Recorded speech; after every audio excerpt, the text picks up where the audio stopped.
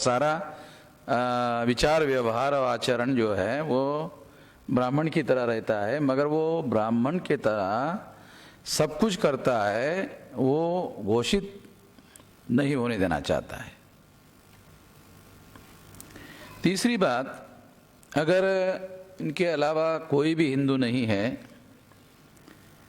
तो इसका दूसरा मतलब ये है कि यदि ब्राह्मण, जो जिसे ब्राह्मण धर्म कहा जाता है, तो हमने एक विषय चलाया था कुछ साल पहले, आप लोगों को याद होगा। हिंदू धर्म नहीं है। एक विषय चलाया था, हिंदू धर्म नहीं है, एक बात। दूसरा मुद्दा क्या है? हिंदू धर्म ब्राह्मण धर्म है। पहला मुद्दा है हिंदू धर्म नहीं है। दूसरा मुद्दा है हिंदू धर्म ब्राह्मण धर्म है। ओके, तीसरा मुद्दा, ब्राह्मण धर्म ही नहीं है। तीसरा मुद्दा।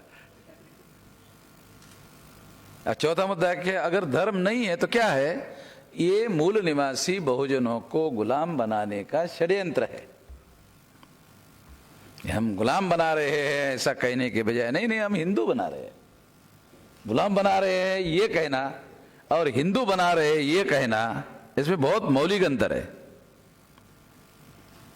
ये गुलाम बना रहे हैं ऐसा कहने से फिर तो उसकी प्रतिक्रिया सब लोगों में समान रूप से होगी, और हिंदू बना रहे हैं तो बहुत सारे लोग जो जानकार नहीं है, समझदार नहीं है, बोलेंगे चलो कम से कम शूद्र तो नहीं कह रहे हैं, हिंदू कह रहे हैं।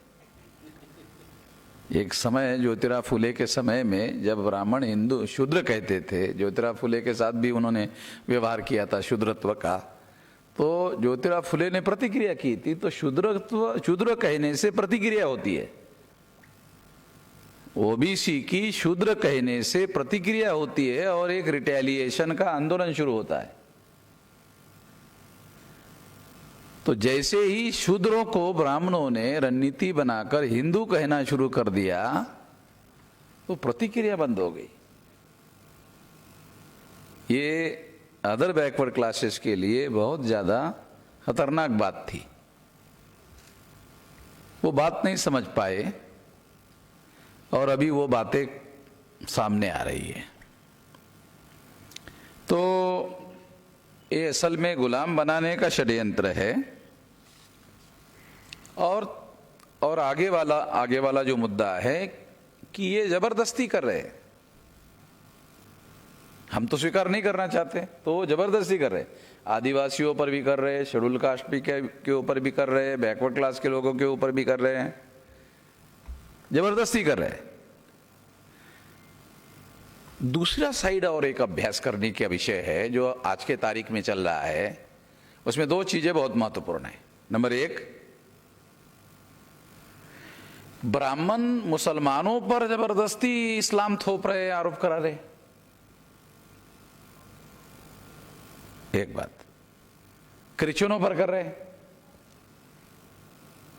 मतलब वो कह रहे हैं कि भाई ये तो लालच देकर कर रहे हैं।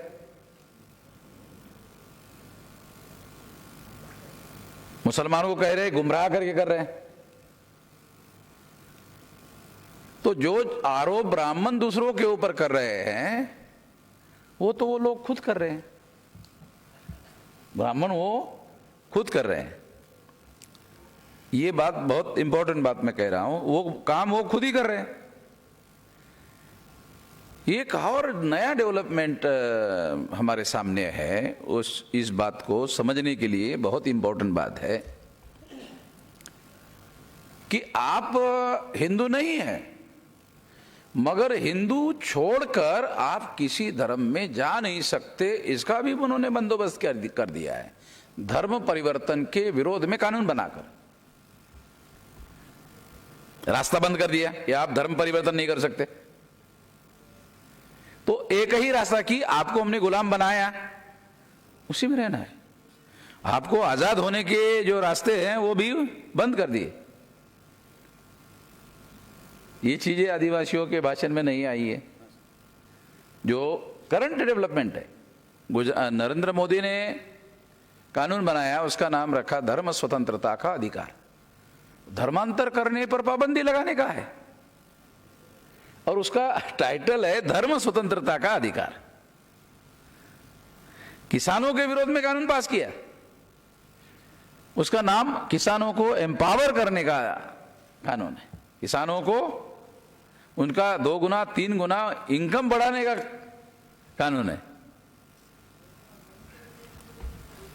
ये इस तरह से ये नए बातें हैं। ये जो शासक वर्ग जो है नए तरीके डेवलप कर रहा है, क्योंकि मीडिया की वजह से लोगों को मालूम हो जाता है। तो ये कुछ बातें हैं जिसको हम लोगों को समझना जरूरी है। तो इस संबंध में मैं इतनी ही बातें कहना चाहता हूँ। ये बातें 1 घंटा भर समय लेकर मैं कह सकता था, मगर अभी मेरे ख्याल से 10 बजे का समय हो गया होगा, है? हाँ, तो हो ही गया है, 3 मिनट बाकी बोले तो हो ही गया है।